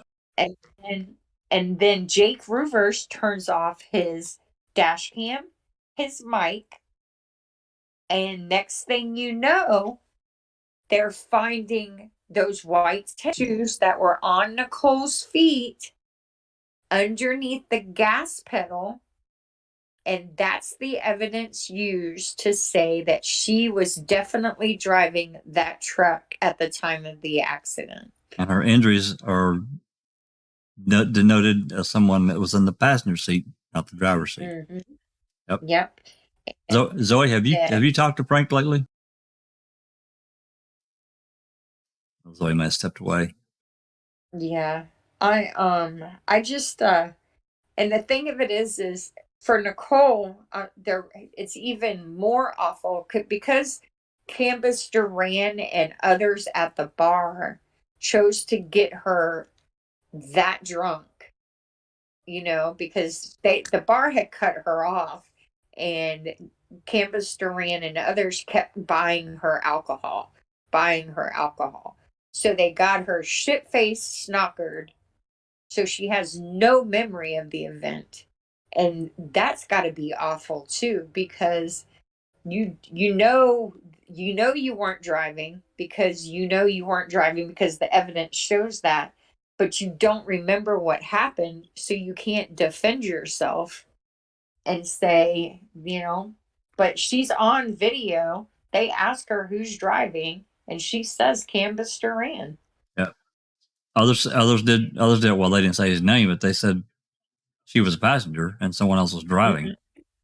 That's right. Well, and I think that, as we've talked about before, he did that to try to get her pants loosened up so he could do whatever. Mm-hmm. So yeah, and he didn't have good intentions. No, and it's just like in the other cases, and that's one thing we are recognizing. The more cases we look at, it's the same thing. You've got asshole DAs, you've got dirty cops, you've got judges that don't care for the truth and are just an extension of the prosecution instead of being there for truth and justice. And you have the media who are only concerned about maintaining good working relationships. So they're reporting the cops' version of events and not what happened. Right. So. Yeah, they got to keep their cash register going, their ATM. So. Yeah. It's ridiculous. Zoe, are you back yet? It really is. I'm anxious to get these files in her case. I want to start going through, from the beginning and start putting some of that together. I'm really, I'm anxiously awaiting. Let me put it that way. I have, what I personally have, the witness statements taken at the scene of the accident. Those are the only documents I have so far. And I asked for those a while back. When I'll tell you when I asked for them, when Frank was on the podcast. When I called to thank him, I asked him if he'd send them to me. So I'll send you those, and then we can start harping on him to get the other stuff uploaded. I know he just finished a case and he won it. So he's been busy. He was excited about that. Oh yeah. Well, and, I can't remember. I think it was Frank that messaged me and said that he'd be sharing files soon. So that was about probably a week ago, maybe, if that. I'd have to look, but it's been pretty recently. So I just figured by now that something had either happened or was in the process of happening. So yeah.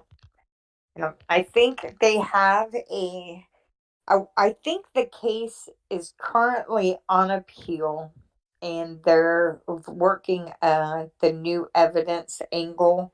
Didn't he say for a new 97406? I think that's what they're going for. If this one doesn't work out, I think that's the direction they're headed. I think that's what he said.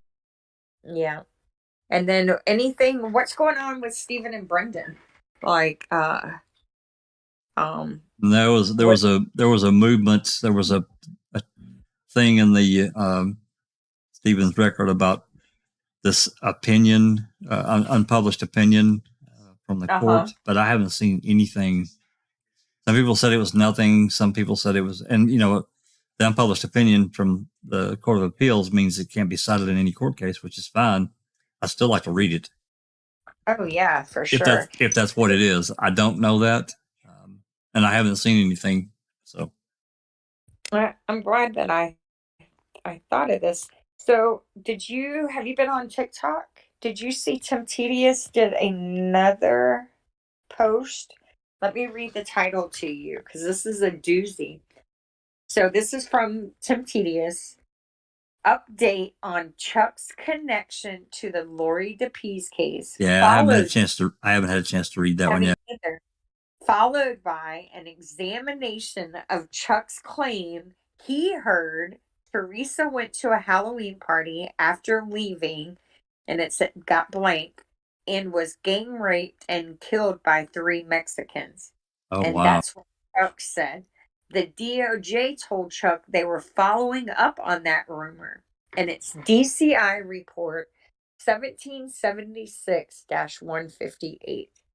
So I can't wait to read that. I told myself I have to wait until I finish. I'm writing this article. Once I finish this Highland article, then I get to play for an hour. I'm going to go read it. It's going to be, I can't wait to see what Tim Tedious' perspective is on Yeah, that. I need to read that because I just haven't had time to do much. We've been so busy. I know. I haven't really had time to read too much at all on Reddit the last week at all. Just a little bit. And then, Sheriff Wiegert is being his usual unhelpful self in records requests. Huh. I asked for a copy of the negatives of all the photos and the list of the negatives. So he ignored the copy of the negatives and responded by saying, there is no such list. He's such a dick. Yeah. It's like they pick and choose what they'll find something that they can say they don't have, but they will ignore all the stuff they know they have and they should give me and deny me because of the one thing I asked for that they don't have. So yeah, I sent a FOIA for dispatch calls that were after what we've got. That was completely ignored, and they charged me $1, and they sent me the dispatch calls we already have. So I wrote them back. Yeah. I'm like, appreciate that, but that's not what I asked for. Please read my open records request. And of course, he came back and said no such record exists. Mm-hmm. And that's not what I heard, but okay. Yeah. Here, I'm gonna. Oh, it's being a jerk. I'm gonna read this. This is for everyone who's in chat and on the call who has a theory where Chuck could be the person responsible for Teresa's disappearance. This is Tim Tedious, not me. This is a summary of. It's not very long. Summary of Chuck's violent and sexual crimes against his family, detailed in newly released criminal records on foul play. And then it says how to find them. So 1983, Mrs. Avery feared for her life and stayed at an emergency women's shelter away from Chuck. Claims Chuck killed her dog. Pictures were taken of her injuries, but she didn't want to press charges. 1986, Mrs. Avery says Chuck's attempts at counseling have failed. She will need immediate shelter for herself and children. 1987, Mrs. Avery called police to inform them her house had been broken into and ransacked.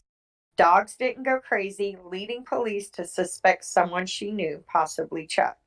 Mrs. Avery also suspects Chuck of cutting her phone lines, a warning sign that Chuck wanted to prevent her from calling for help, like a murderer would.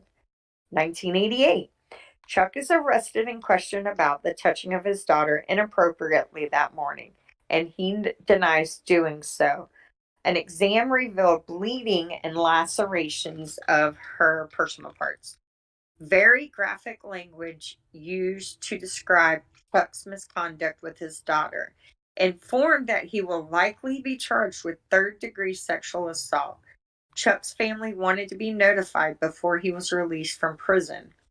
91-92. Once more, Chuck is accused of assaulting his daughter, who is now 9. Happened during a visitation with Chuck. More graphic language, Officer Bushman present. 1998, Chuck is once more accused by his wife of assaulting his daughter when she was 14 and 15. She had started to fight Chuck back when he would try to take off her bra. He kissed and caressed her, and she began yelling and screaming. He then hit her in the face, causing her nose to sprout blood. She ran to the bathroom only to be followed, and he started banging her head against the sink. Bushman and Jost were present for that one.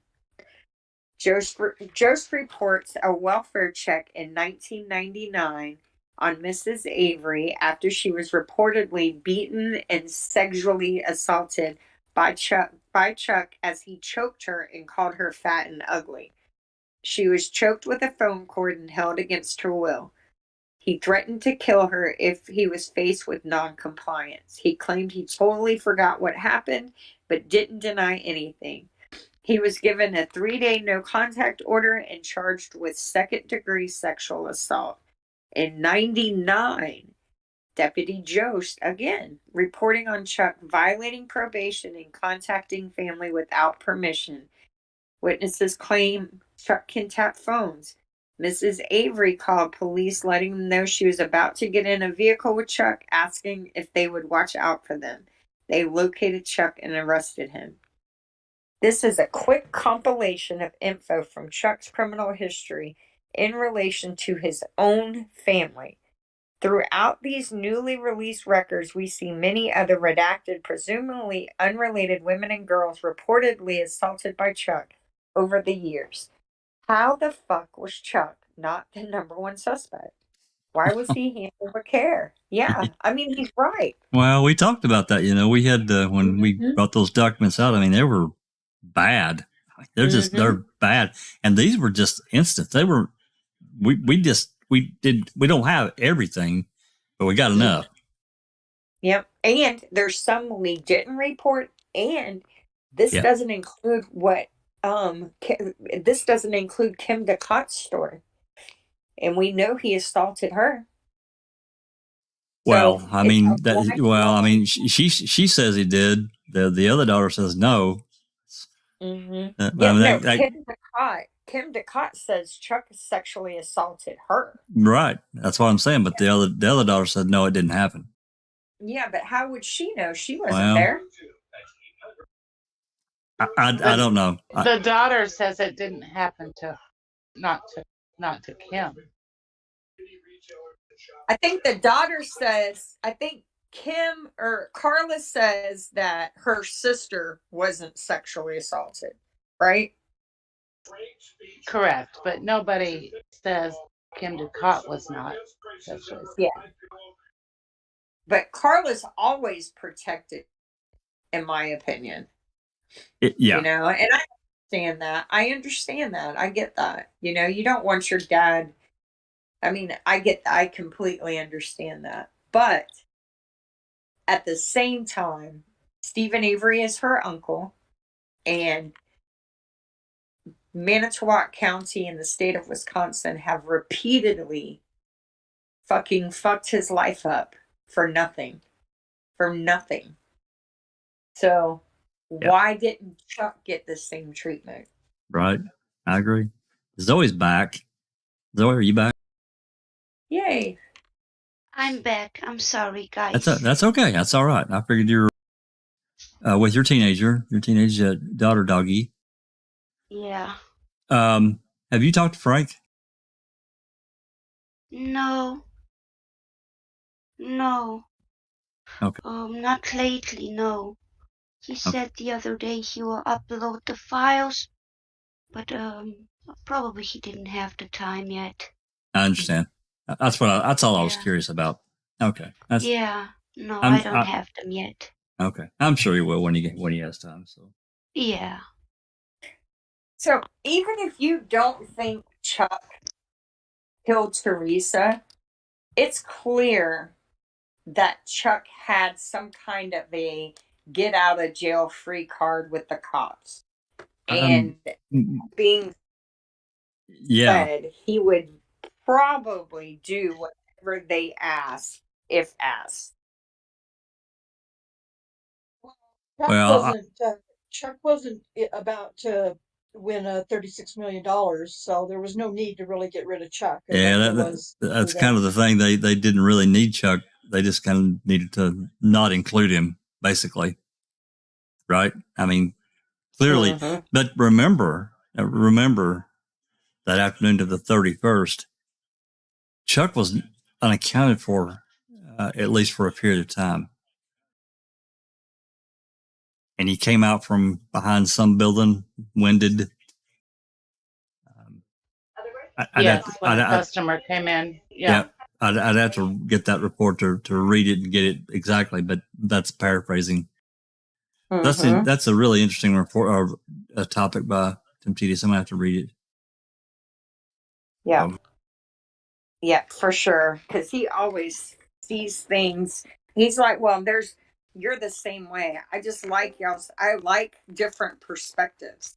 That's the whole point of this podcast, is Sure. for other people, like for me not to talk. So I know I'm failing, but for other people to tell me what they're thinking about these things that I'm seeing this way, so that I can think of them a different way, right? Because that's how we figure out what happened. So, well, yeah. One question can lead to another, and then lead to the actual really important question, and lead us off into different directions. And they need to be asked, even if we don't necessarily agree with one thing or another. It can lead us to a different perspective or different answers. So, yeah, I agree.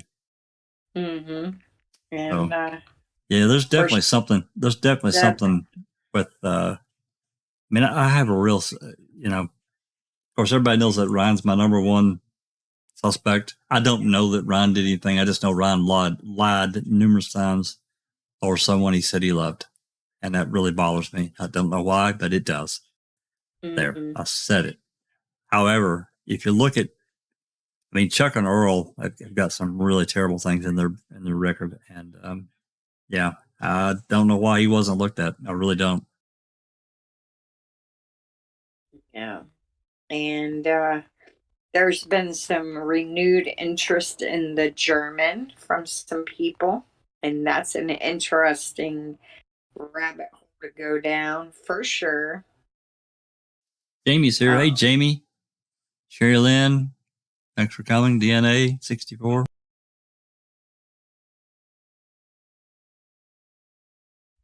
For sure. The German is definitely an interesting rabbit hole. And so is who's the Axeman? I forget. Raduens. You're Martinez. Yeah, he's Martinez. He's an interesting one. And then the cops are my number one. And that's a rabbit hole in itself, trying to unravel all the evil in Wisconsin, because there sure as hell is a lot of it. Well, I think we can all agree that, Kasork was in power for a long time, and he would, if they were involved in it, he would definitely know who to contact and how to get it done. There's no doubt in my mind.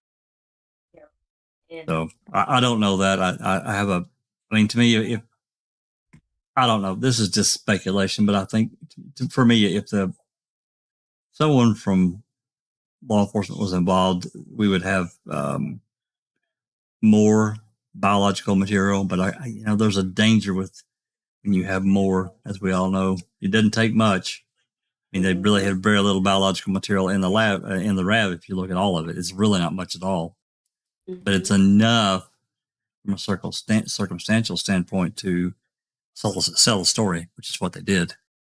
Yeah, they didn't have. I don't know. I'm sure when it's all unraveled, we'll understand why we only have what we have, right? Yeah. But, so yeah, I'm anxious to see what Zellner presents next. We're all anxiously awaiting that. So. Yeah, definitely. Well, anybody got any pressing desires? Anything they want to get off their chest? If we're done with that, I just wanted to pop up the website right quick. Oh yeah, for sure. Brag a little bit about the website. Mm-hmm. Yep. Hey, while you're pulling it up, I just want to mention Zoe has updated the forum. So we can start posting on there again. I'm going to post there tonight, hopefully.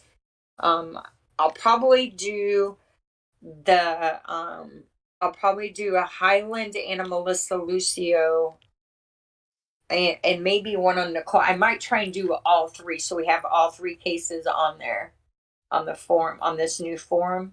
And then I'll upload my old. Zoe, did all of the old ones get lost? Can you repeat that? Are the old posts that had been posted to the forum still on there or no? No, not yet. Not yet. I hope I can get them there. I so hope I can get them there. Okay. If not, I have most of them copied anyway. So I can just cool. post them. Yeah. Oh, that would be awesome if you just posted it there. Oh. Don't worry about transferring mine. I can get mine on there. That's not a problem. I'm gonna start trying to push them tonight. Yeah, because you do so much anyway. So we're lagging. Yeah. We're lagging a little, but it's up on the screen. Got a couple of new things I wanted to mention. Eric Banana Man, as many know, has been on Twitter. We've retweeted many times. He has created a new website. It's really interesting. I'm sure he'll continue to add to it. But it's titled "Why Did You Say This?" or "Why Did You Say This?" Whatever. Anyway, he's got various people from within the case that are linkable, and it's a really, really, really good thing. It's awesome. It really is. What Banana Man did, just beyond awesome. You have to check it out. What is the address? It's whydidyousaydis.com. www.whydidyousaydis.com. Okay, cool. It's linked. It's linked right from the website. John Paddock. Who else? Ryan Hilligus. Barb. Don Pliska, Angela Schuster, Robert Fabian, Scott Blodorn, Pam and Nicole. Mm-hmm. And it's just basically it's questions or statements that they've said, and he's taken evidence to show that what they're saying makes no sense with this. Is that a good way of describing it? Yeah. Yeah, it's really interesting, Susan. Yeah, I don't know why it's lagging so bad, but I just clicked on Dawn's picture and it'll takes you immediately to the next page, and then there's very cool. He talks about it really is,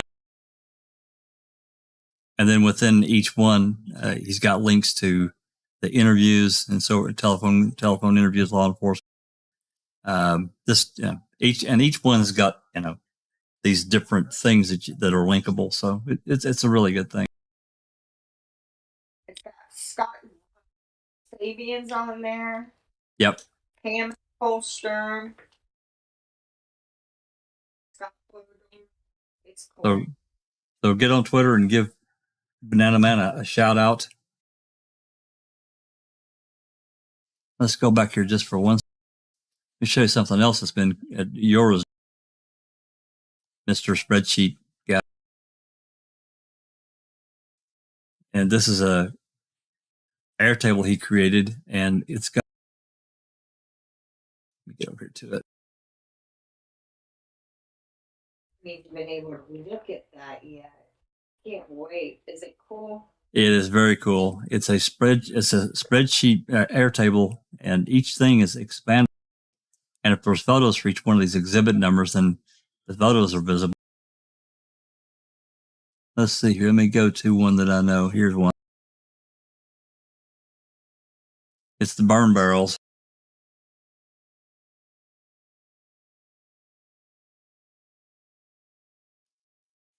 While we've got so much lag.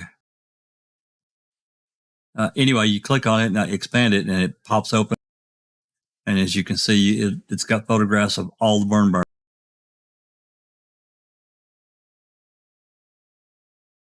Yeah, it is. It's awesome. You did a great job. Anyway, it's an extensive list of the property, the evidence tag, and it's got a description. He shows where in the ledger it came from. So check that out. I thought that he might be going to do a video on it, but I'm not sure he's had time or if he's going to do it. Anyway, that's a couple of things to check. And then finally, a big thank you to Zoe and all her hard work in keeping the website up to date. And of course, Spooky for helping to create it. So, and all the contributors. So we really appreciate that. That's all for the web. Yep. And thanks everyone for coming today, for participating on the panel and in the chat. And if you have any questions, leave a comment down below. If you have something you would like us to discuss on the Crime Theory Exchange, leave a comment down below. And I hope everyone has a great rest of their week. And we have, what do we have? We have Rhonda tonight. Oh, yep. I was just going to say, if I can stick this in real quick, I'm not going to do one tonight, just because I'm literally worn out from the weekend and Monday. I did a podcast on Monday. I went live kind of in a quick hurry. And if you guys haven't had a chance to watch any of that on my channel, Just Rhonda, we were able to expose through deposition one accuser's lie of just one incident of her alleged assault. So that is in my channel, Just Rhonda on YouTube. There's just a video clip. It's like 2 minutes and 37 seconds long of the lie being exposed during the deposition. And then later, several of us, Jack, Susan, Alice, Kay, and I all went live and we did a podcast and read some information from press releases that have been done for Monday.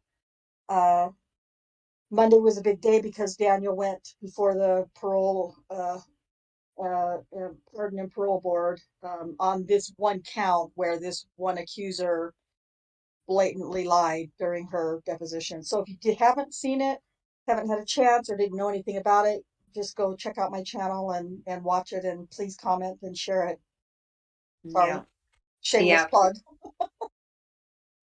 Well, no, yeah, please do, because your content's great. It's exposing the corruption in Oklahoma that has been there for decades. And Daniel Holtzclaw should not be in prison. And the fact that the Pardon and Parole Board, all 5 of them denied him without even taking a breath is just beyond disgusting. It just... The justice system is in desperate need of reform. It really is, because it's political. It's not about the truth, and it's not about justice anymore. I agree. Yeah. So Rhonda's not going live tonight. So next will be open mic. Are you doing open mic on?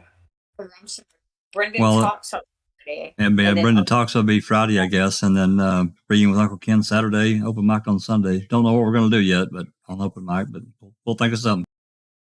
Oh yeah, there's lots to choose from right now. Absolutely. All right. Well, thanks everybody for coming, and this has been I'm not going to say it. You say that, Jax. Yep, I'm I going will. through it in my head. All right. Thanks everybody for coming. This has been a Foul Play production.